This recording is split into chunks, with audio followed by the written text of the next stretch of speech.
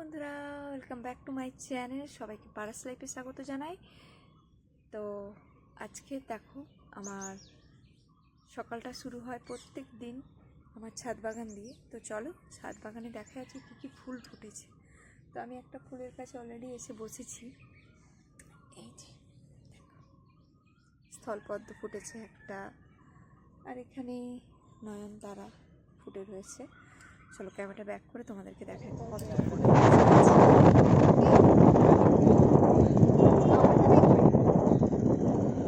Happy anniversary বল মন্দাই YouTube.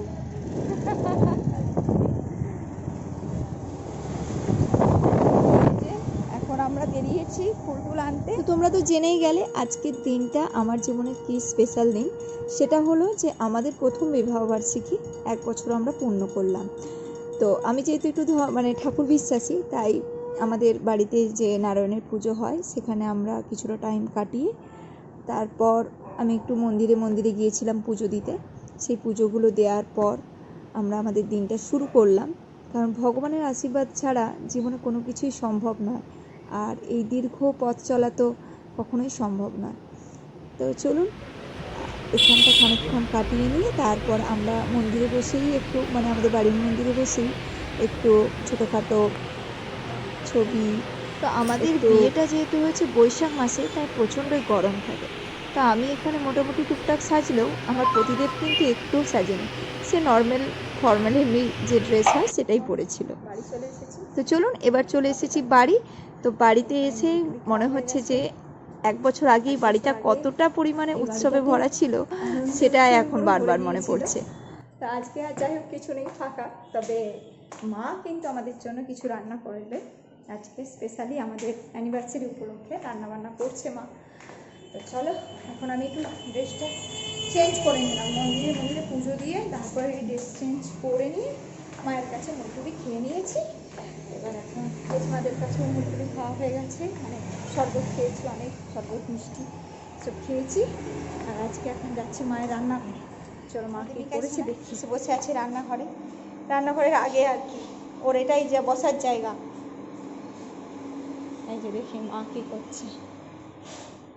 মা কি করেছো আজকে রান্না? আজকে হ্যাঁ, বেগুন ভাজা, পটল ভাজা, জামাইয়ের জন্য পোস্ত দিয়ে পটল, আলু ভাজাটাও পোস্ত দিয়ে করেছে। এটা গিমে, এটা গিমা ভাতে, আর এইটা ডাটা আলু পোস্ত হচ্ছে।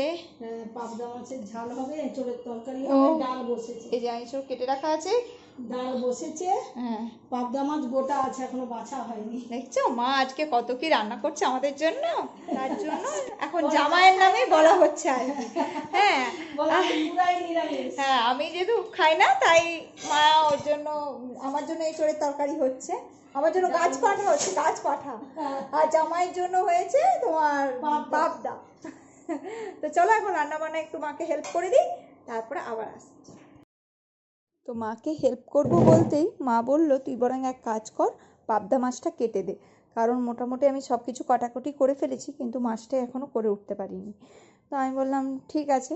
তো আমিও সেই মতো বসে গেলাম। তারপরে এই যে মাছ কাটতে বসেছি। আর প্রত্যেকটা পাবদা মাছে কিন্তু ডিম ছিল, জানো তো, খুব দারুণ, কাটতেও খুব ভালো লাগছিল যে প্রত্যেকটা পাবদা মাছের ভেতরে ডিম ছিল।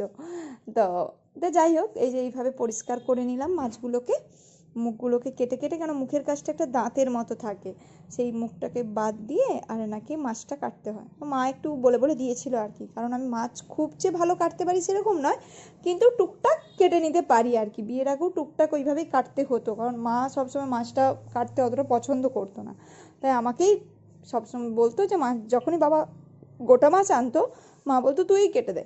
না আমি পারতাম না, মাকে। তো এই যে জামাই বাবাজি খেতে বসে গেছে। হ্যাঁ হ্যাঁ, এই যে এখানে রয়েছে আলু ভাজা, পটল ভাজা পোস্ত দিয়ে, আর একটা পোস্ত করেছে, ডাঁটা আলু পোস্ত, এঁচড়ের তরকারি, দই, ডাল, এদিকে আছে পাবদা মাছ, আর এই যে হ্যাঁ পাবদার ঝাল। এই যে আমার বাবা ভুলেই গেছে যে আজকে আমার বিয়ে। পরে ব্লক করছে, যার জন্য আমার আলু ভাজা, বেগুন ভাজা, পটল ভাজা খাওয়া হয়ে গেছে, সব খাওয়া হয়ে গেছে না? হ্যাঁ ব্লকটা করতে দেরি হয়ে গেছে। ব্লগটা করতে দেরি হয়ে গেছে। আর সঙ্গে ক্ষীর দইটা দেখো, হ্যাঁ, সঙ্গে ক্ষীর দই। ক্ষীর দইটা দেখো, অমনি দই না। আজকের মতো ভিডিওটা এই পর্যন্তই। ভিডিওটা যদি তোমাদের ভালো লেগে থাকে তাহলে অবশ্যই চ্যানেলটাকে সাবস্ক্রাইব করে রেখো।